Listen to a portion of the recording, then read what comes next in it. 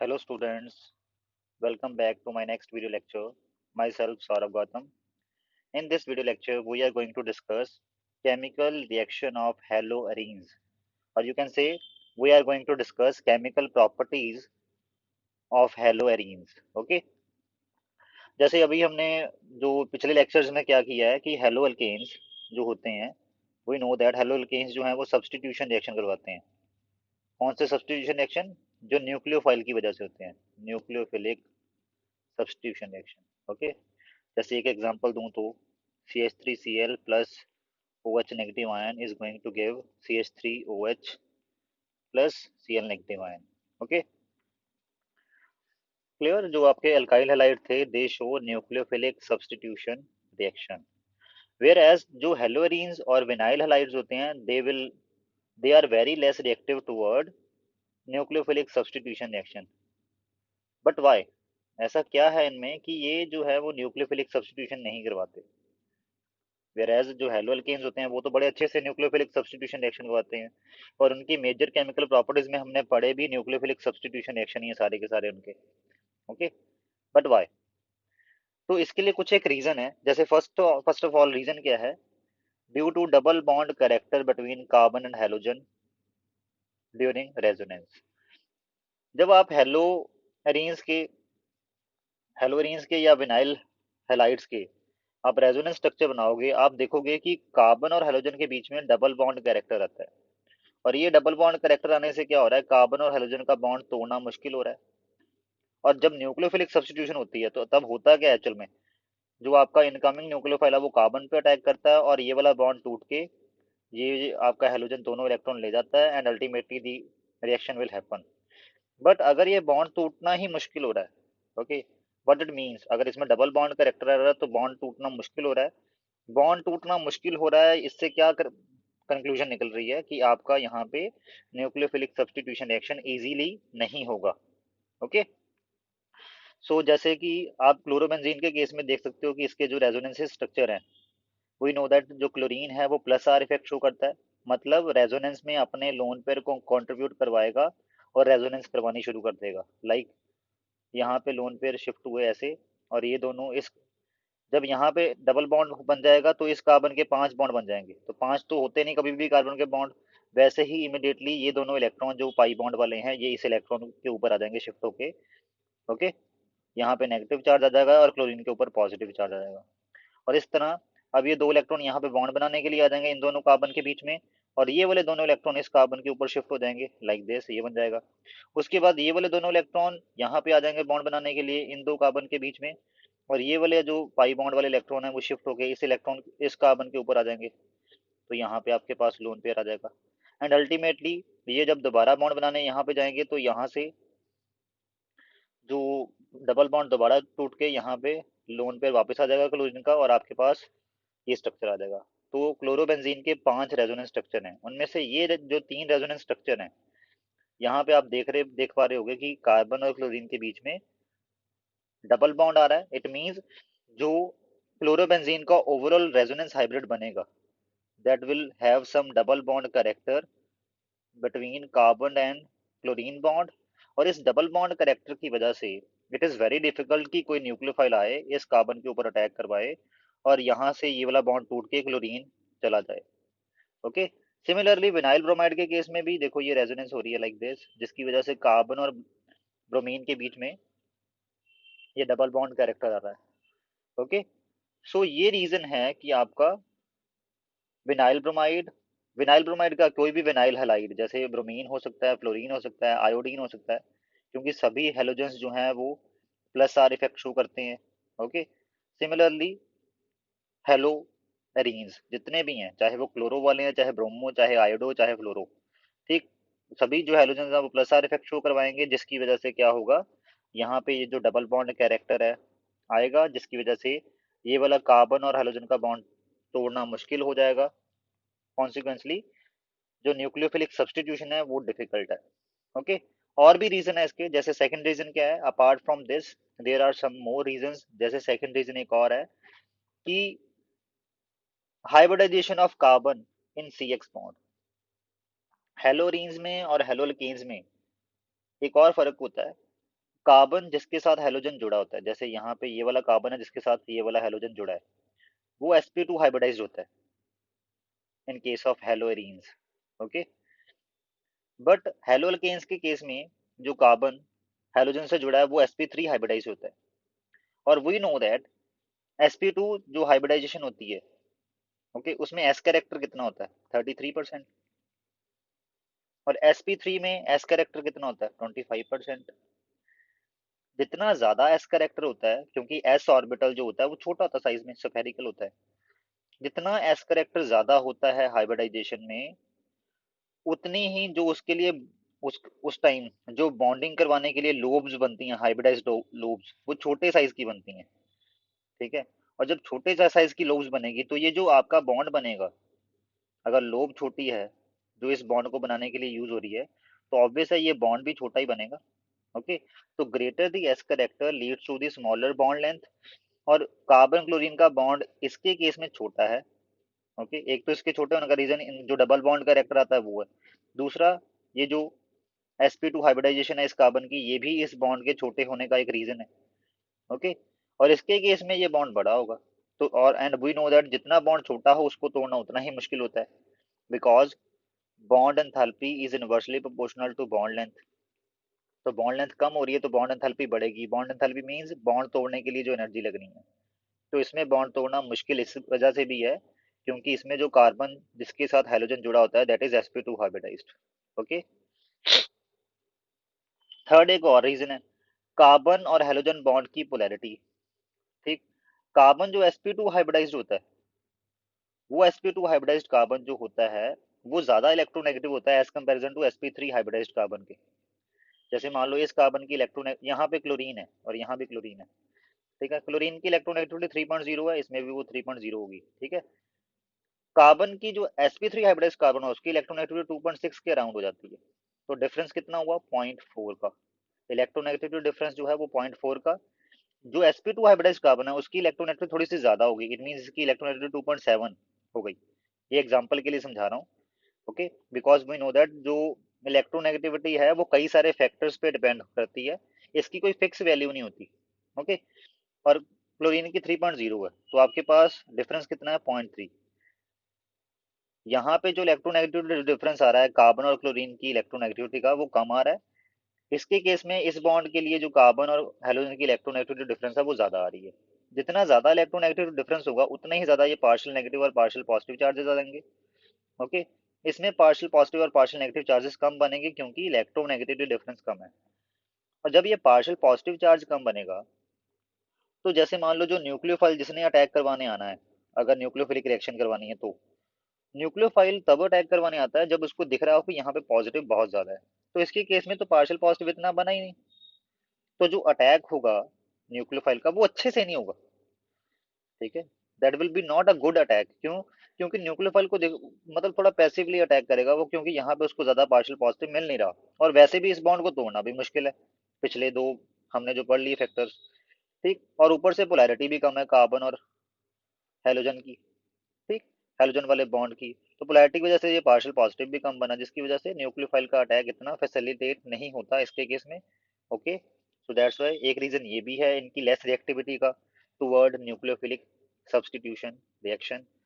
And fourth last reason is कि जब इनका हेलोजन ब्रेक हो गया, मान लो जो पिछले तीन फैक्टर हैं उनके होने के बावजूद भी कार्बन और हेलोजन का बॉन्ड किसी तरीके से टूट जाता है, और कार्बन के ऊपर हेलोजन अपने इलेक्ट्रॉन लेके बाहर निकल जाता है, कार्बन के ऊपर पॉजिटिव चार्ज आ गया, ये लाइक दिस। ठीक है, हमने बोल दिया कि ये फिनाइल कटायन बन गया। ओके, और आपका ये हेलोजन वाला आयन बन गया। ओके, तो ये हो गया। सिमिलरली विनाइल क्लोराइड में से भी क्लोरीन निकलने के बाद, ओके, आपके पास ये विनाइल कटायन बन गया ऐसे, और क्लोराइड आयन निकल गया। ठीक, तो भी ये जो कटायन बनते हैं these are not very much stable. Okay, ये स्टेबल नहीं होते। तो एक रीजन ये भी है कि ये टूटता ही नहीं है, टूटना प्रेफर करता ही नहीं है, क्योंकि इसको दिख रहा है कि मेरे टूटने, अगर मैं टूट भी जाऊं बाई चांस, तो कैटायन जो बन रहा है that is very very unstable, तो इसलिए ऐसा होगा ही नहीं। ओके, तो ये चार मेजर फैक्टर हैं जिनकी वजह से जो आपके पास हेलोएरीन्स हैं, या आप ऐसे बोल लो बेंजाइल हैलाइड्स हैं, वो सारे नॉन रिएक्टिव होते हैं, non reactive toward nucleophilic substitution reaction. Okay, clear. अब हम डिस्कस करते हैं कि हेलोरीन्स पे रिएक्शन कौन से टाइप के रिएक्शन शो करते हैं। मेजरली हेलोरीन्स जो हैं वो इलेक्ट्रोफिलिक सब्स्टिट्यूशन रिएक्शन शो करते हैं। मेजरली हेलोरीन्स क्या, जितने भी बेंजीन के कंपाउंड्स हैं जिनमें बेंजीन के ऊपर अटैक होना होता है, क्योंकि बेंजीन इलेक्ट्रॉन रिच होती है। ओके, उसकी इलेक्ट्रॉन रिचनेस की वजह से जितने भी ऐसे आपके पास स्पीसीज हैं जो इलेक्ट्रॉन रिच स्पीसीज को अटैक करती हैं, जिनको हम इलेक्ट्रोफाइल बोलते हैं, इलेक्ट्रोफाइल बेंजीन रिंग पे बहुत इजीली अटैक करते हैं क्योंकि बेंजीन रिंग पे इलेक्ट्रॉन डेंसिटी बहुत ज़्यादा होती है। ओके, तो मेजरली जितने भी हेलोरीन्स होते हैं दे शो इलेक्ट्रोफिलिक सब्स्टिट्यूशन रिएक्शन। कुछ एक न्यूक्लियोफिलिक सब्स्टिट्यूशन रिएक्शन भी आप देखोगे इसमें, हालांकि ये बहुत मुश्किल होते हैं करवाने। ओके, और कुछ एक मिसलिनियस रिएक्शन भी हम करेंगे। ओके, हम तीनों तीनों टाइप की रिएक्शंस की डिस्कशन करेंगे one by one. Just read.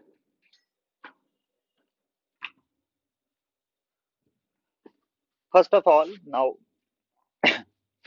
Electrophilic substitution reaction, इसमें थोड़ा सा पढ़ लेते हैं पहले। As halogen group present of benzene ring during resonance increases electron density at ortho and para position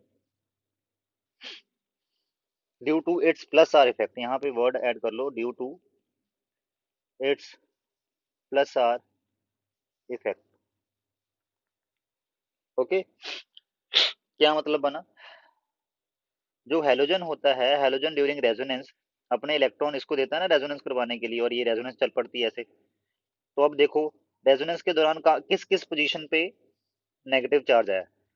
देखो अगर यहाँ पे लगा है हेलोजन, हेलोजन के रिस्पेक्ट में ये वाली पोजीशन और ये वाली पोजीशन होती है ऑर्थो पोजीशन, ये वाली पोजीशन और ये वाली पोजीशन होती है मेटा पोजीशन, और ये वाली पोजीशन होती है पैरा पोजीशन इसके रिस्पेक्ट में। तो आप देखोगे ऑर्थो पोजीशन पे para, ortho, ortho and para position पे नेगेटिव चार्ज आ रहा है। और जो इलेक्ट्रोफाइल आ रहा होता है, इलेक्ट्रोफाइल क्या होता है, इलेक्ट्रॉन लविंग, उसके लिए फेवरेट साइड कौन सी बन जाएगी, या तो ऑर्थो या तो पैरा। क्लियर। इसलिए जितने भी हेलो एरीन्स हैं उनमें क्या होगा, जब भी इलेक्ट्रोफिलिक रिएक्शन होनी है वो या तो ऑर्थो पोजीशन पे अटैक करेगा या पैरा पे, या दोनों पे इकट्ठे कर सकता है। मतलब आपको आपके पास दो तरह के प्रोडक्ट भी बन सकते हैं, ortho and para substituted. Okay, thus haloarenes undergo the usual electrophilic substitution reaction of benzene ring such as halogenation, nitration, sulfonation, alkylation, acylation। जितने भी बेंजीन रिंग रिएक्शन शो करवाती है, जैसे बेंजीन रिंग के ऊपर आप हेलोजनेशन करवा सकते हो, मतलब हेलोजन ऐड करना, उसकी नाइट्रेशन करवा सकते हो मतलब NO2 ग्रुप ऐड करना, ठीक है, उसकी सल्फोनेशन करवा सकते हो मतलब SO3H ऐड करना। क्लियर, वो सारी आप हेलोरीन्स के लिए रिएक्शन करवा सकते हो। Okay, clear. बट हेलोरीन्स के केस में आपके पास डाई सब्सटीट्यूटेड प्रोडक्ट बनेगा, क्योंकि एक सब्सटीट्यूशन तो ऑलरेडी हुई होती है हेलोजन की, दूसरी आपने जो इलेक्ट्रोफाइल ऐड करवाना है वो करेगा या तो ऑर्थो पे या तो पैरा पे। क्यों, क्योंकि halogens are ortho and para directing groups. Okay, clear. And the product obtained will be ortho and para substituted product, जो कि मैंने बता दिया, क्योंकि हेलोजन्स जो होते हैं वो ortho and para directing group होते हैं। जैसे फर्स्ट ऑफ ऑल अगर हेलोजनेशन करवानी हो, हेलोजनेशन के लिए आप क्या करोगे, जैसे मान लो आपके पास एक क्लोरोबेंजीन है, इसकी जगह ब्रोमोबेंजीन भी हो सकता है, फ्लोरो भी हो सकता है, आयोडो भी हो सकता है।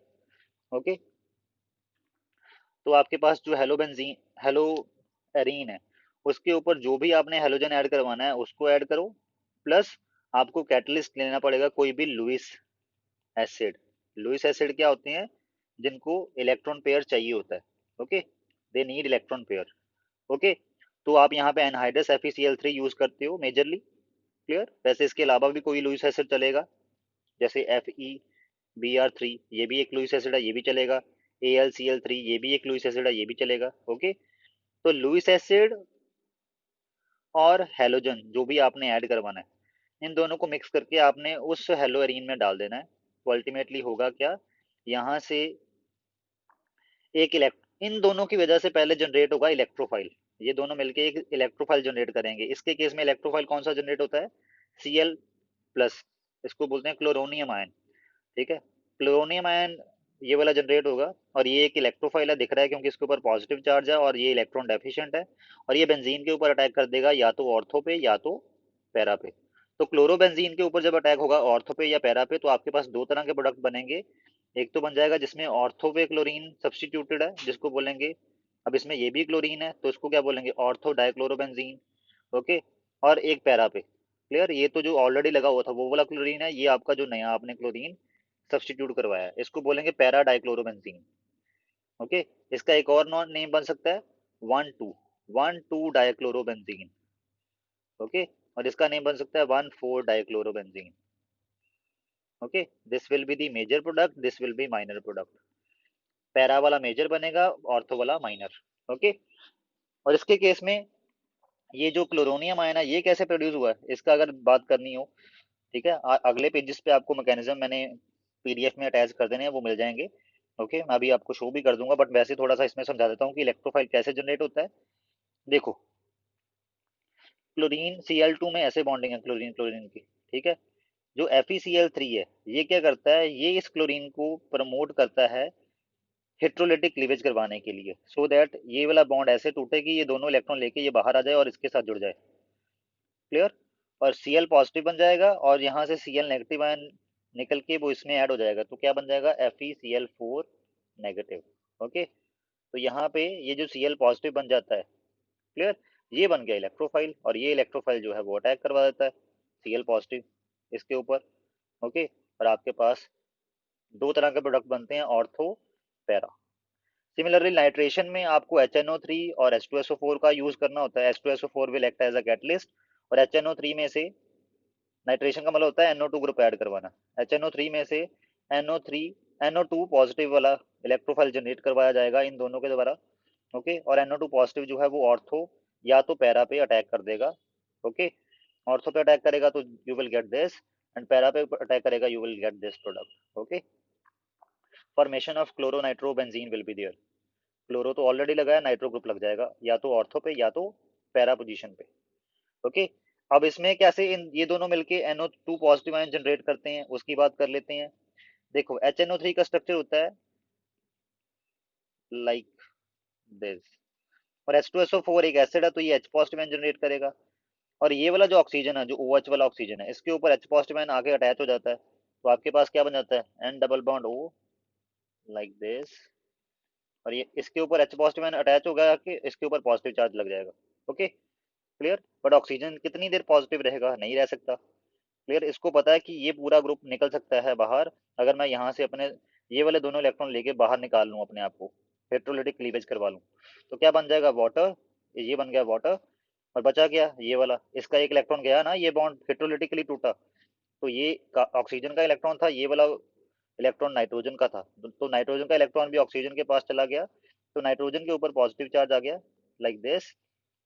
और ये आपके पास ये वाला बन गया आपका इलेक्ट्रोफाइल जनरेट हो गया, NO2 positive electrophile. Okay. Structure ये हुआ उसका, और ये अब अटैक करवाएगा NO2 पॉजिटिव इलेक्ट्रोफाइल इसके ऊपर, या तो ऑर्थो पोजीशन पे या तो पैरा पोजीशन पे, and you will get this two type of product, ortho and para. Okay. और सल्फोनेशन में H2SO4 के दो मॉलिक्यूल आपस में ही, H2SO4 ही एज अ रिएक्टेंट वर्क करेगा और दूसरा molecule as a catalyst act करेगा, उसमें से या तो कई बार SO3 इलेक्ट्रोफाइल जनरेट करते हैं और कई बार SO3H पॉजिटिव आयन जनरेट करते हैं।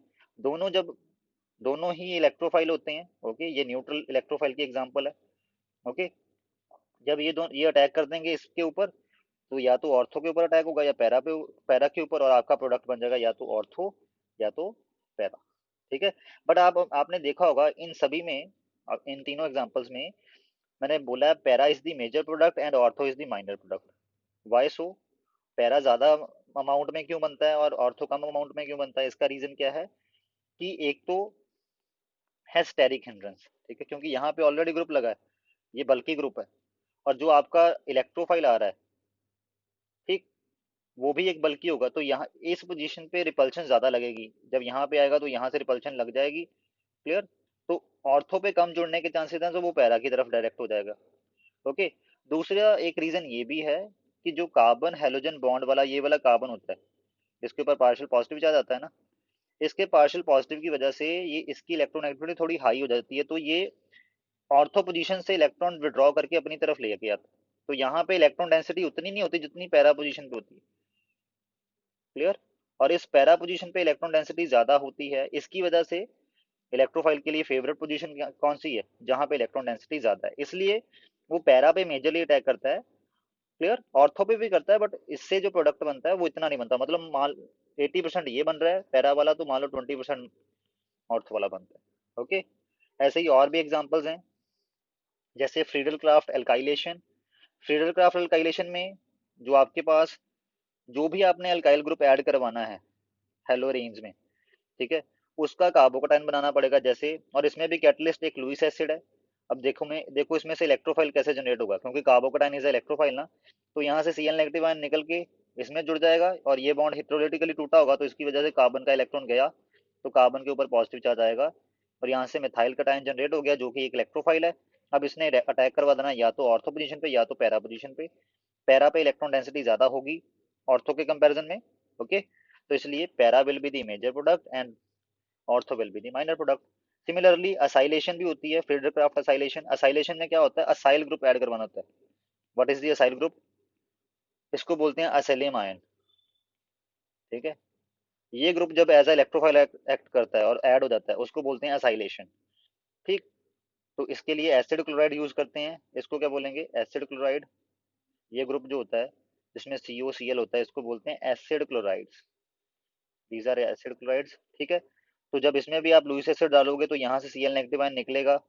ओके। और Cl नेगेटिव आयन निकल के AlCl3 में ऐड हो जाएगा, AlCl4 नेगेटिव बन जाएगा। ओके। उसके बाद यहाँ पे कार्बन के ऊपर पॉजिटिव चार्ज बन चुका है, ये वाला कार्बोकटाइन जनरेट हो चुका है जिसको असाइलियम आयन बोलते हैं। ये एक इलेक्ट्रोफाइल है, ये या तो ऑर्थो पोजीशन पे एक्ट करेगा या पैरा पे। ओके। क्लियर। पैरा पे मेजरली अटैक करेगा क्योंकि para is the more electron dense as comparison to ortho position.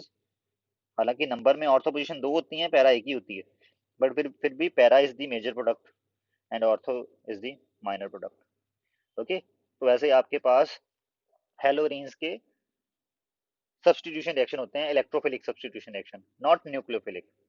Okay. तो यहाँ पे ब्रोमीन होता, फिर भी यही होता रिएक्शन, बस प्रोडक्ट जो है वो ऐसे हो जाता, यहाँ पे ब्रोमीन आ जाता सब जगह। क्लियर। मतलब यहाँ ये नहीं मत सोच लेना कि ये सिर्फ क्लोरो एल्केन्स की रिएक्शन लिखे हैं मैंने, तो क्लोरो एल्केन ही रिएक्टिव होता है, क्लोरो एल्केन ही जो है इलेक्ट्रोफिलिक सब्सटीट्यूशन रिएक्शन करवाता है, नहीं। यहाँ पे फ्लोरीन भी हो सकता है, आयोडो एल्केन भी हो सकता है, ब्रोमो एल्केन, उसके लिए भी सेम ही प्रोसीजर है, सेम ही मैकेनिज्म है। ओके। क्लियर। और एक और क्वेश्चन है, जो ये हेलोअरीन्स होते हैं ना, ये बेंजीन से लेस रिएक्टिव होते हैं टुवर्ड इलेक्ट्रोफिलिक सब्स्टिट्यूशन रिएक्शन। ठीक है। Why haloarenes are less reactive than benzene toward electrophilic substitution reaction, but why. Clear. मतलब जितना इजीली बेंजीन इन इलेक्ट्रोफाइल से रिएक्ट करवा लेता है अपने आप को, ये जो हेलोरीन्स होते हैं ये उतने इजीली लेस रिएक्टिव, उतने इजीली रिएक्टिव नहीं होते, उससे लेस रिएक्टिव होते हैं। ठीक है। थोड़ी हार्श कंडीशनें करनी पड़ती हैं अगर हेलोरीन्स की रिएक्शन करवानी हो, बट ऐसा क्यों, क्योंकि हेलोरीन्स में जो हेलोजन है उनका चाहे प्लस आर इफेक्ट होता है, क्योंकि प्लस आर इफेक्ट के थ्रू वो इलेक्ट्रॉन देते हैं, और हमें लगता है कि बेंजीन की इलेक्ट्रॉन डेंसिटी बढ़ा रहे हैं, और जब भी बेंजीन की इलेक्ट्रॉन डेंसिटी बढ़ती है तो बेंजीन रिएक्टिव ज्यादा होनी चाहिए थी इसके केस में, बट एक्चुअल में जो हेलोजन्स होते हैं उनका माइनस आई इफेक्ट ज्यादा स्ट्रांग होता है एज कंपेरिजन टू उनके प्लस आर इफेक्ट से।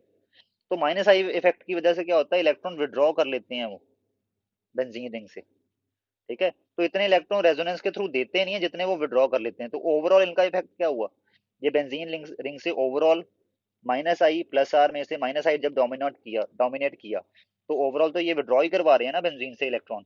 तो इसलिए जितने भी हेलो रिंग्स होते हैं they are less reactive as comparison to benzene. Okay. Clear. तभी तभी मैंने बोला था कि ऑर्थो वाला प्रोडक्ट इतना मेजर क्यों नहीं बना, क्योंकि जब ये इलेक्ट्रॉन विड्रॉ करवाता है ये कार्बन से करवाता है, कार्बन आगे इनसे करवाता है, और सबसे ज्यादा कम विड्रॉ इलेक्ट्रॉन किससे होते हैं, पैरा पोजीशन से। ठीक है। ऑर्थो पोजीशन से भी इलेक्ट्रॉन विड्रॉ हो जाते हैं।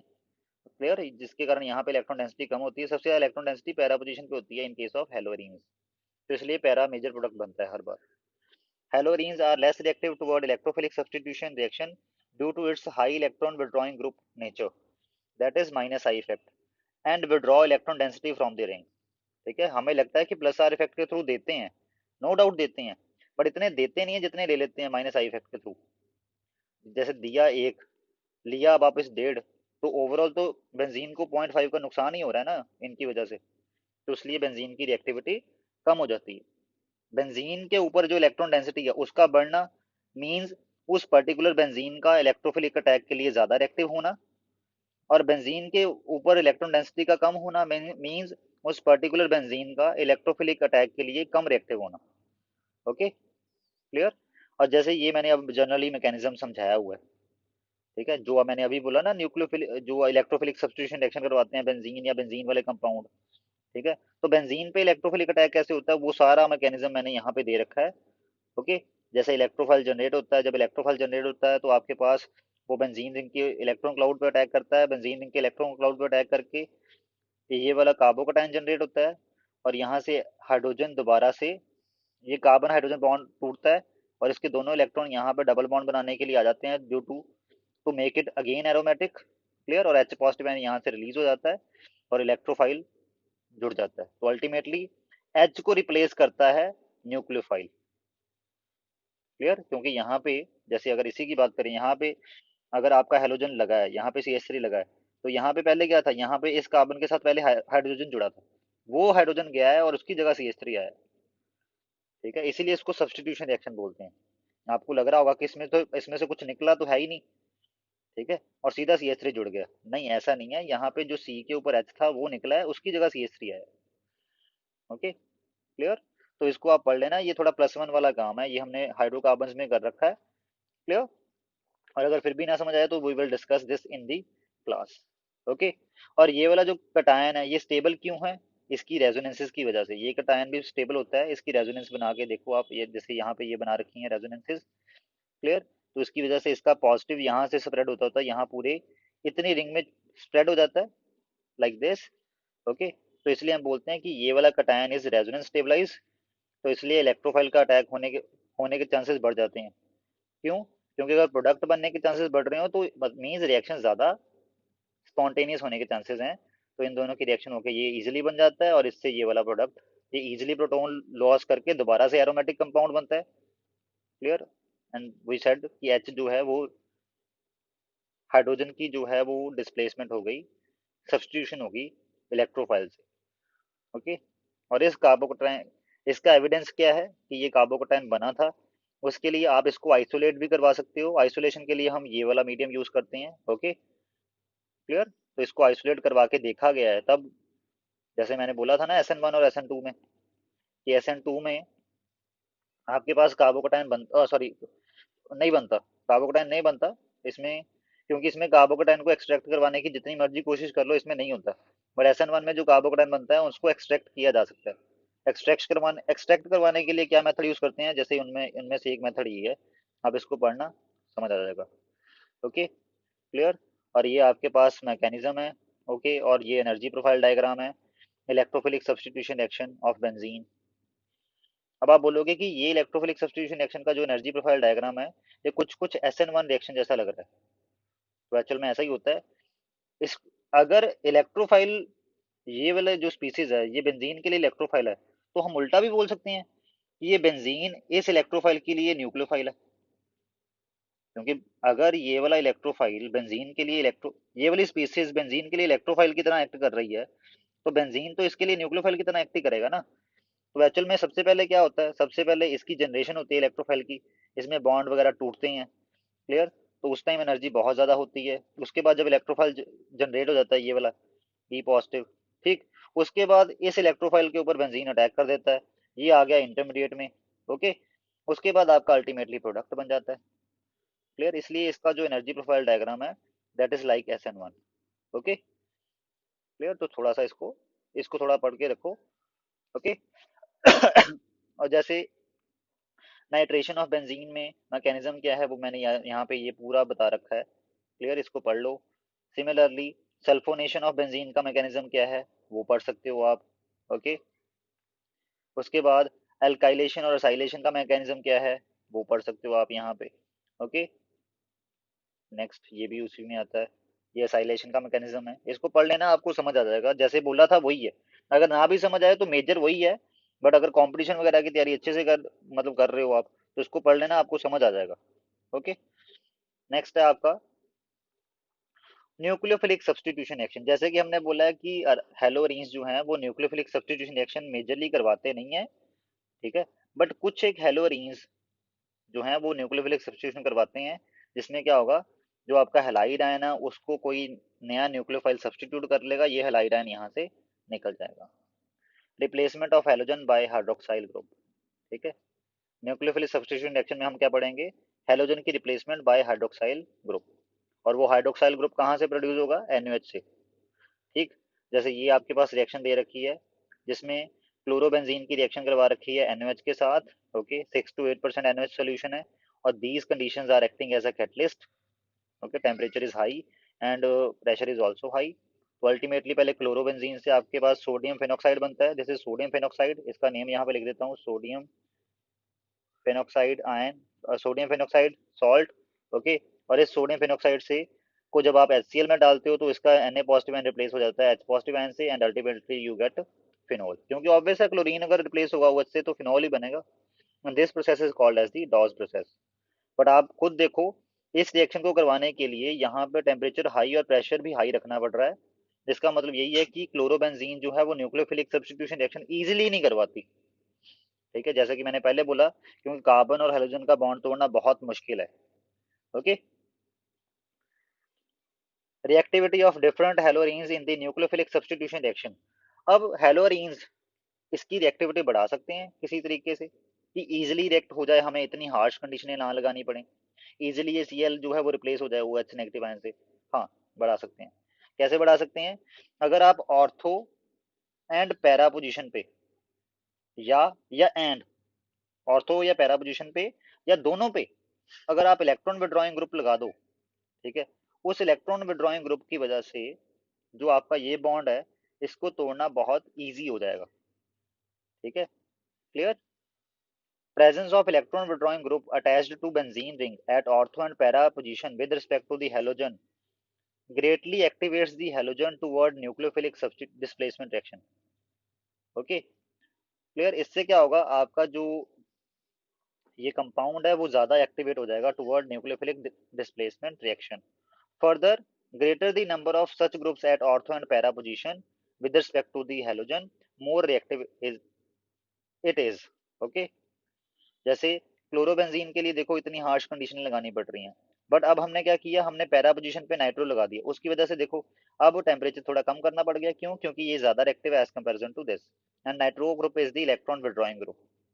क्लियर। पैरा पोजीशन पे लगाने का ये इफेक्ट है। अब हमने, और पैरा पे तो लगा ही था, ऑर्थो पे भी लगा दिया, और ये वाला जो कंपाउंड है ये सब्सटीट्यूशन और इजीली करवाएगा इससे भी।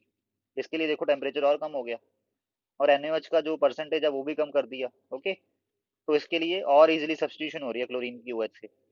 अब देखो अगर यहाँ पे भी NO2 ग्रुप लग जाए, ये वाला कंपाउंड डी, इसका नेम ये रहा, ठीक है। इस कंपाउंड में देखो बड़े आराम से सब्सटीट्यूशन हो जा रही है, वाटर को डाल के ही सब्सटीट्यूशन हो जा रही है, और टेम्परेचर आपको 323 केल्विन करना है, तो Cl रिप्लेस हो जाएगा OH से, ओके। और ये आपका बन गया पिक्रिक एसिड। ये रिएक्शन बहुत इंपॉर्टेंट है, okay. Clear. Picric acid is also a very important commercial product. Clear. तो इसमें रिएक्टिविटी में देखो जितने आप electron withdrawing group ortho and para position पे ऐड करते गए, उतना ही वो ज्यादा रिएक्टिव होता गया, और उसको करवाने के लिए जो कंडीशन है उनको टेम्परेचर वगैरह कम लगना कम शुरू हो गया, okay. Clear. Order of activity, D is most reactive, C उससे कम था, बी उससे कम था, ए सबसे कम था, क्योंकि ए में कोई भी इलेक्ट्रॉन विड्रॉइंग ग्रुप लगा ही नहीं है ऑर्थो और पैरा पोजीशन पे। जैसे जैसे आप पैरा एंड ऑर्थो पोजीशन पे इलेक्ट्रॉन विड्रॉइंग ग्रुप लगाते रहे क्लोरोबेंजीन में, वैसे वैसे वो ज्यादा रिएक्टिव होता रहा। बट ऐसा होता क्यों है, वाई। क्लियर। जैसे हमने एक पढ़ तो लिया कि इलेक्ट्रॉन विड्रॉइंग ग्रुप की वजह से इस कार्बन के ऊपर अटैक करना इजी होगा, जिसकी वजह से ये हेलोजन जब अटैक हो जाएगा ये हेलोजन निकल जाएगा, ओके। जब न्यूक्लियोफाइल, इनकमिंग न्यूक्लियोफाइल यहाँ पे अटैक कर देगा तो ये हेलोजन निकल जाएगा। क्लियर। इसका मैकेनिज्म भी देख लेते हैं, mechanism and explanation. The presence of NO2 group at ortho and para position withdraw electron from the benzene ring and thus facilitate the attack of the nucleophile on the halorine. The carbon ion thus formed is stabilized by the resonance as shown below. अब इसको एक तरह आप ऐसे भी समझ सकते हो कि इलेक्ट्रॉन विड्रॉइंग ग्रुप क्या करता है, बेंजीन से इलेक्ट्रॉन विड्रॉ कर लेता है। इलेक्ट्रॉन जो आपका न्यूक्लियोफाइल आता है वो तो खुद इलेक्ट्रॉन बहुत रिच बहुत होता है, ठीक है। इसलिए होता क्या है कि जब बेंजीन रिंग से इलेक्ट्रॉन विड्रॉ होंगे तो वहां पे इलेक्ट्रॉन डेफिशिएंट साइड्स क्रिएट होंगे, तब जाके ये OH जो है वो इजीली अटैक कर पाएगा, जो कि खुद इलेक्ट्रॉन डेंस है। अगर यहाँ पे इलेक्ट्रॉन डेंसिटी ज्यादा बनी रहे तो OH नेगेटिव आयन कैसे अटैक कर पाएगा, इसका इलेक्ट्रॉन क्लाउड इसके इलेक्ट्रॉन क्लाउड के पास आते ही रिपेल हो जाएगा। ओके, तो ये एक रीजन है कि इलेक्ट्रॉन विड्रॉइंग ग्रुप जो है वो जो क्लोरोबेंजीन है या हेलोअरीन्स हैं उनको ज्यादा प्रॉन बनाते हैं toward nucleophilic substitution reaction. Okay clear. इसको समझने के लिए आप इसकी रेजोनेंसेस से भी समझ सकते हो, जैसे जब अटैक एट पैरा पोजीशन, जब para wait wait wait wait ये रहा electron withdrawing group, clear. Electron withdrawing group is at para position. Okay, यहाँ पे अटैक एट पैरा पोजीशन, आप ये बोलो कि electron withdrawing group is at para position. Okay, इसमें भी electron withdrawing group at ortho position, और जब electron withdrawing group at meta position होगा तो क्या होगा, ठीक है। जैसे हमने यहाँ पे ये भी बात करी है कि electron withdrawing group ortho and para position पे होना चाहिए, मेटा पोजीशन की बात नहीं करी। इट मीन मेटा पोजीशन पे इलेक्ट्रॉन विड्रॉइंग ग्रुप लगाने का कोई खास बेनिफिट नहीं होता होगा। ऑर्थो ऑर्थो और पैरा ही क्यों, जब पैरा पोजीशन पे आपका इलेक्ट्रॉन विड्रॉइंग ग्रुप लगा है with respect to chlorine, with respect to halogen, okay, तो OH नेगेटिव आयन जब अटैक करता है तो आपका वही है, OH नेगेटिव आयन अटैक करेगा, ये कार्बन 5 बॉन्ड तो बनाएगा नहीं, इसका जो इलेक्ट्रॉन है ये वाले 5 बॉन्ड वाले इलेक्ट्रॉन है, ये दोनों शिफ्ट होकर इस कार्बन के ऊपर आ जाएंगे, ये बन जाएगा। अब इसकी रेजोनेंसेस कौन कौन सी हैं ये देखते हैं। इसकी रेजोनेंसेस में ये इलेक्ट्रॉन यहाँ पे आए, ओके, और उसकी वजह और ये वाले दोनों इलेक्ट्रॉन 5 बॉन्ड वाले रेजोनेंस में यहाँ इस कार्बन के ऊपर आ गए और इस कार्बन के ऊपर नेगेटिव आ गया।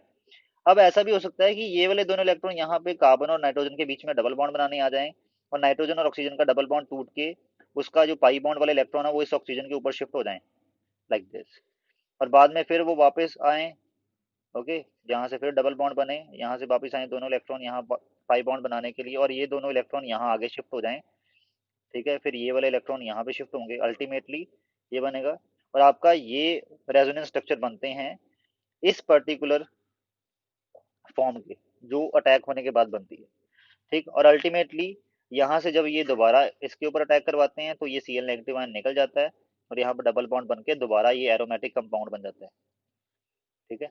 जब तक ऐसी फॉर्म में था तब तक ये एरोमेटिक थोड़ी ना था। एरोमेटिक होने के लिए साइक्लिक होना चाहिए, प्लेनर होना चाहिए, और कंप्लीट कॉन्जुगेशन होनी चाहिए।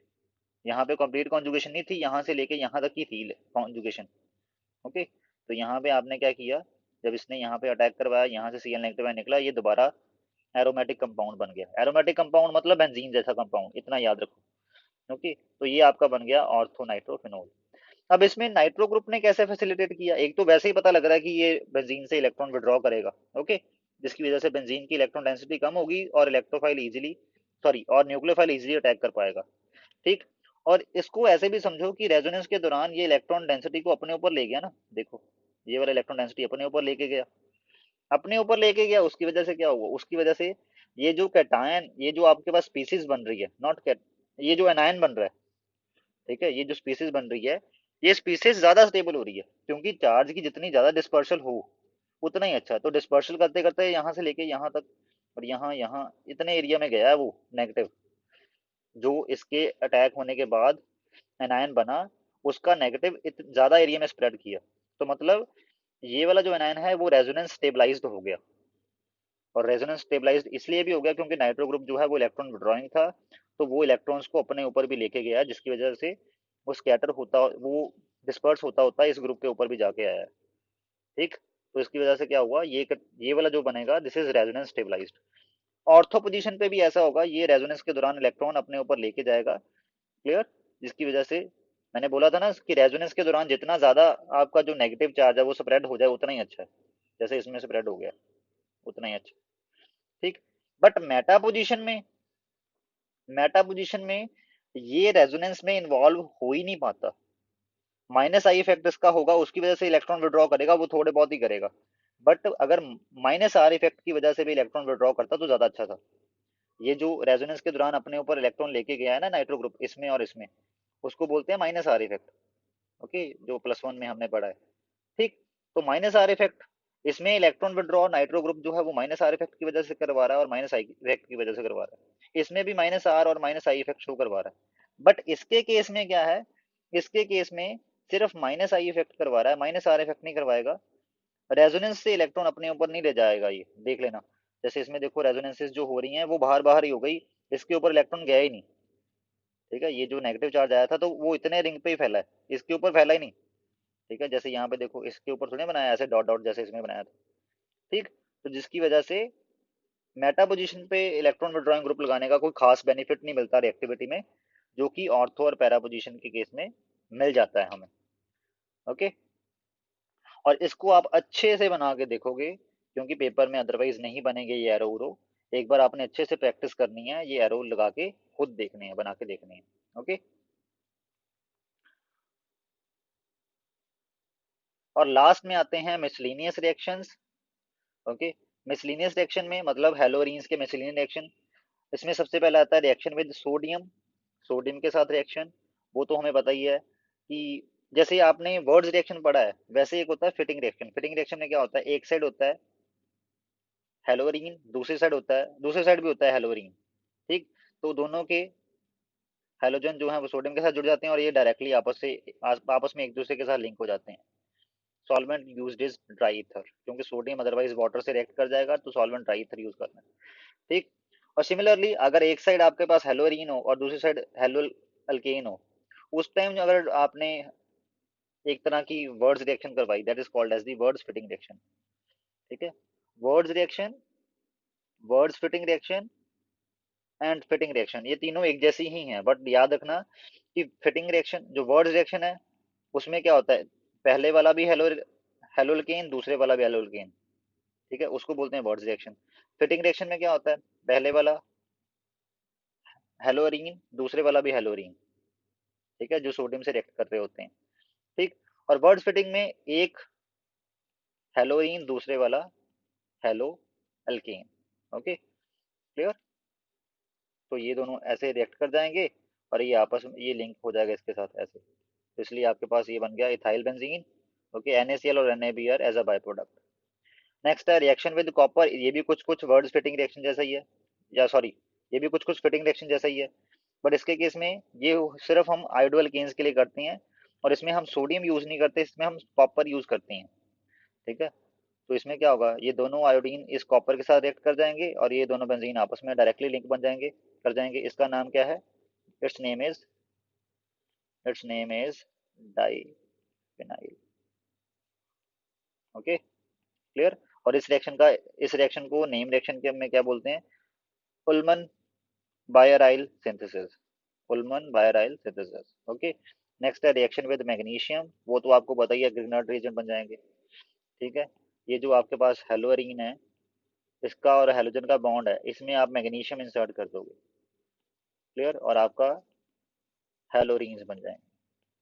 ठीक, सॉल्वेंट कौन सा यूज करना है, अगर आइडो और ब्रोमो अल्केन है, ब्रोमो अल्केन नहीं, ब्रोमो अराइल, यहाँ पे अराइल आना है, bromo aryl, wait let me correct this, bromo aryl, aryl, क्योंकि बेंजीन वाले कंपाउंड्स को अराइल बोलते हैं। अगर आयोडो और ब्रोमो अराइल है तो ड्राई ईथर यूज करना है, अगर क्लोरो अराइल है तो आपको थोड़ा सा रिएजेंट ड्राई ईथर नहीं यूज करते, then you will use tetrahydrofuran. Okay, जैसे कि आपके पास क्लोरोबेंजीन के केस में मैग्नीशियम को इंसर्ट करना है तो you have to use tetrahydrofuran as a solvent और हीट करना है। ब्रोमो अराइल के लिए, ब्रोमो बेंजीन के लिए you have to use dry ether, और बाकी तो सेम ही है। Okay, clear. नेक्स्ट है रिएक्शन विद लिथियम, लिथियम के साथ जब रिएक्शन हो ब्रोमो और आयोडो अरीन्स के लिए अरीन्स की, तो क्या होता है, you will gate organometallic compound, organic के साथ मेटल लग जाता है। Okay, phenyl lithium, you will gate phenyl lithium, और साथ में रिडक्शन भी आप करवा सकते हो। Last type of reaction, reduction, जब हेलोरीन्स की रिडक्शन की जा सकती है विद द हेल्प ऑफ निकल एल्यूमिनियम अलॉय, निकल एल्यूमिनियम अलॉय और NaOH का यूज करो, ये दोनों नेसेंट हाइड्रोजन रिलीज करते हैं, और नाइट्रोजन नेसेंट हाइड्रोजन जो रिलीज होती है उसमें से एक हाइड्रोजन यहाँ पे ऐड हो जाती है, यहाँ से Cl निकल जाता है, दूसरे हाइड्रोजन के साथ मिलकर HCl बना लेता है। Okay, you will get benzene. Okay, clear. So these are the reactions which are shown by haloarenes. Okay, clear. Majorly 3 type of reactions हैं जो हेलो एरीन्स शो करते हैं। कौन कौन से 3 टाइप ऑफ रिएक्शन थे? इलेक्ट्रोफिलिक, जो majorly show करते हैं। ओके, उसके बाद इसमें जो है ऑर्थो एंड पैरा पोजीशन पे सब्स्टिट्यूशन होती है, because halogens are ortho and para directing group for the electrophiles. Nucleophilic में हेलोजन खुद ही डिस्प्लेस हो जाते हैं बाय द न्यूक्लियोफाइल। ओके, उसके बाद मिसलिनियस रिएक्शन में आपने कई तरह की रिएक्शंस पढ़ी हैं। Okay, this is all about chemical properties of hello arene. Thank you students.